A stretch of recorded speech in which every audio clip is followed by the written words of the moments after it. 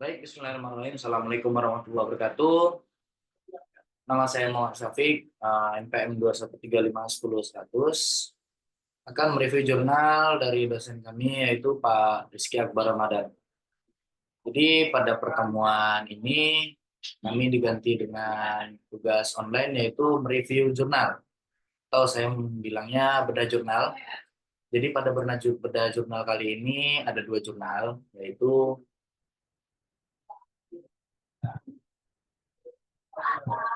pada jurnal kali ini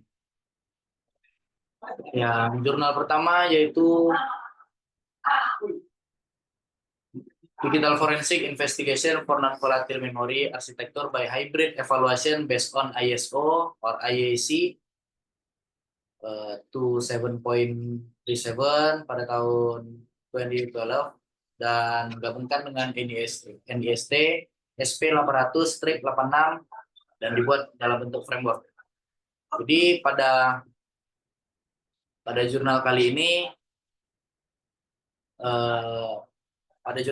ini disusun oleh tiga orang, yaitu Pak Rizky Akbar Ramadan, Pak Panji Rahmat Setiawan, dan Pak Dedi Haryadi.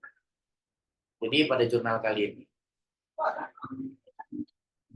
ada dua studi literatur yang digabungkan. Jadi studi literatur ini memiliki keunggulan dan kelemahan masing-masing. Jadi keunggulan dan kelemahan masing-masing itu bisa dilihat di sini. Jadi pada jurnal kali ini, keunggulan dari NIST itu yaitu pada tahapan digital forensiknya. Tapi keunggulan dari ISO yaitu Instruction for Collecting Evidence. Jadi pengumpulan bukti digital tadi itu unggulnya di sana. Kalau kita lihat dari pertama, di sini ada keywordnya digital forensik, non-volatile, investigation, ISO, dan NIST itu sendiri. Jadi pada tahapan pengenalan ini, kita bisa lihat di sini. Pada jurnal yang pertama itu, oh maaf, sebentar, saya ubah ke bagian share screen. Bagian share screen ya. Share, ini kalau share sekali semua.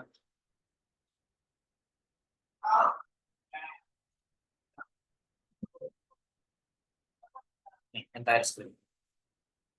Bisa, coba. Nah, lihat.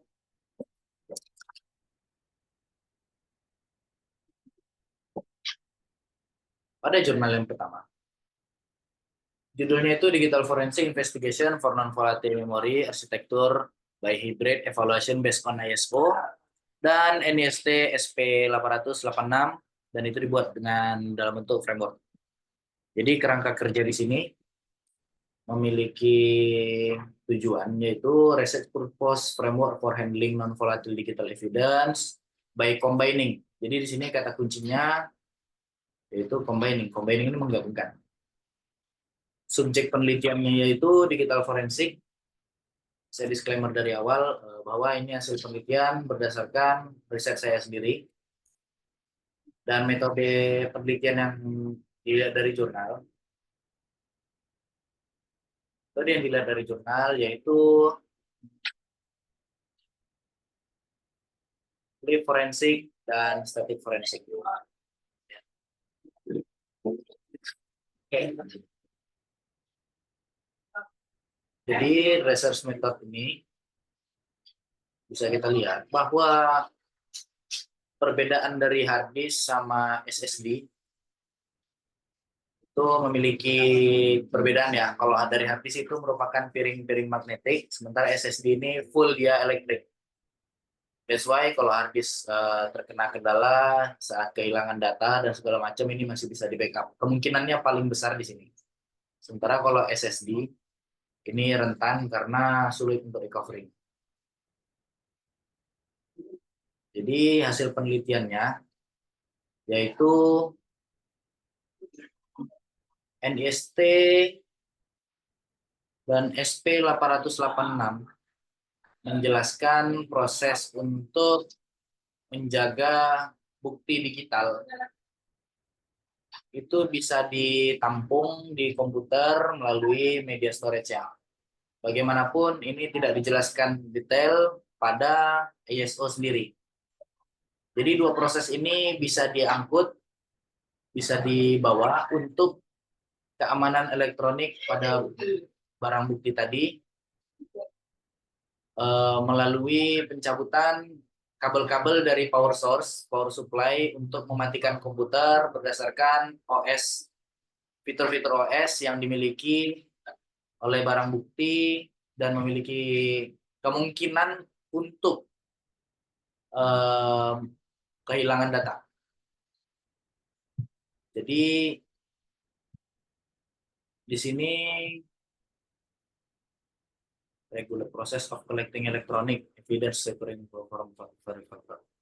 Jadi faktor-faktor yang bisa disimpulkan, bisa dilibatkan, yaitu jangka waktu ketergantungan terhadap sumber, metode enkripsi, level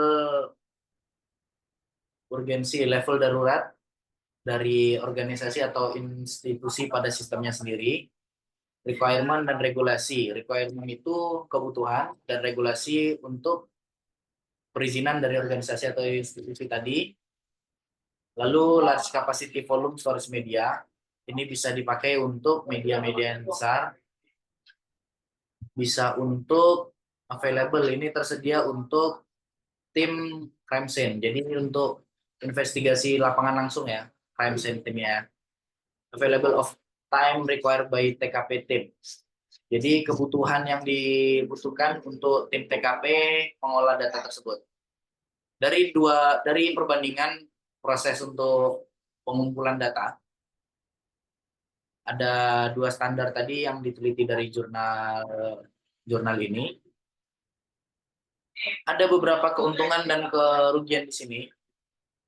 Jadi saat kita mengimprove dan kita bisa membandingkan dua standar tersebut, ada perbandingan matriksnya antara dua studi literatur ini, yaitu keunggulan serta kelemahannya tadi yang seperti saya jelaskan di awal. Mengenai ini merupakan pivoting pada proses tahapan dari NIST. Lalu saya lihat di sini keunggulan dari jurnal ini sendiri itu menggabungkan dua metode. Tapi kelemahan dari di sini yaitu the resulting framework has not been test directly in the field by law enforcement official. Berarti kelemahan dari jurnal ini belum ada diimplementasikan di institusi hukum yang resmi. Oke. Pada jurnal yang kedua, saya ingin memberikan review, yaitu Digital Forensic Acquisition and Analysis CCTV Digital Evidence Using Static Forensic Method Based on ISO. Jadi yang di jurnal pertama tadi kan membandingkan dua, ISO sama NIST. Yang kita lihat di sini sekarang. Di sini analisis CCTV ini sebagai barang bukti ya, ini sebagai barang bukti menggunakan static forensik berdasarkan ISO. Dari jurnalnya tidak tercantum karena saya tidak paham. Karena berbeda dengan jurnal yang pertama tadi. Jurnal yang pertama di sini ada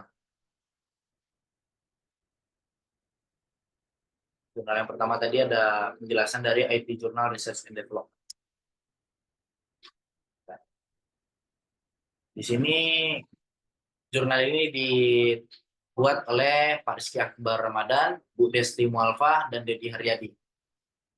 Dari jurnal pertama dan kedua, Pak Panji yang jurnal pertama, dan jurnal kedua merupakan istri dari Pak Rama sendiri.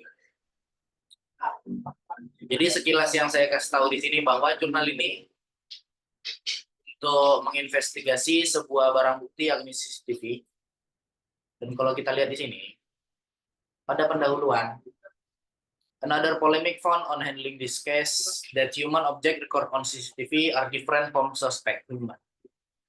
Saat dari CCTV kamera dengan dari konon katanya, informasi yang beredar dari saksi atau dari pihak manapun, bahwa pelaku yang terekam pada CCTV itu sekitar berat badan 90 kilo. Sementara berat objek yang di CCTV yaitu 60-75 kilo. Berarti di sini ada dua perbedaan sehingga jurnal ini dibuat penelitiannya. Dan kita bisa lihat CCTV itu memiliki rasio. Rasio itu berbeda-beda. Sini kita bisa lihat. Mulai dari resolusi saja sudah bisa berbeda. Ini dari resolusi yang paling rendah 352 kali 240 hingga 2K. 2K ini 2048 kali 1536. Ini ukurannya piksel. Jadi sini ada metode penelitiannya yaitu statik forensik, karena ini kan barang bukti CCTV, dia menggunakan metode akuisisi dulu. Menggunakan metode akuisisi. Ini ada flowchart-nya ya. Dia metode akuisisi. Lalu ini barang buktinya diolah sehingga menghasilkan hash value dengan file name, dan ini table 3 timestamp. Nah, jadi pada penelitian kali ini dari hasil reportingnya, dia tidak menekankan untuk menemukan pelaku. Aspek esensi dari penelitian kali ini yaitu pada timestamp aspek. Nah, ini di tabel 3. Jadi di sini ada cam device, kamera 1, 2, dan 7. Jadi ada suspicious object appear, berarti muncul sebuah objek yang mencurigakan di sini. Saat pengoperasian untuk pengolahan citra di sini, bagian imaging, menggunakan Adobe Lightroom, ini untuk menyetel, mengadjust dari image sendiri, dan Adobe Premiere ini untuk mengedit bagian frame per frame dari video dari CCTV-nya. Lalu ini menghasilkan metadata menggunakan exif tool. Ini exif tool, menggunakan exif tool. Dan ini make hash untuk mengkalkulasi value dari hashnya sendiri. Jadi ada 4 metode dan bahan. Di sini juga ada flowchart.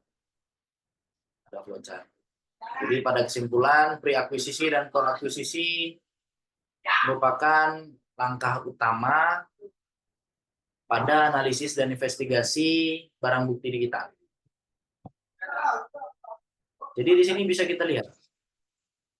This digital forensic analysis cannot convict crime but only reinforce the expectation. Jadi di sini forensik digital hasil analisis itu tidak bisa memvonis kejahatan yang terjadi, tapi hanya untuk memberi dugaan-dugaan yang kuat. Reinforce actual expectation. Jadi ini hanya menduga dan prasangka munculnya di sini. Nah, itu hasil dari bedah jurnal saya. Sekian, terima kasih. Assalamualaikum warahmatullahi wabarakatuh.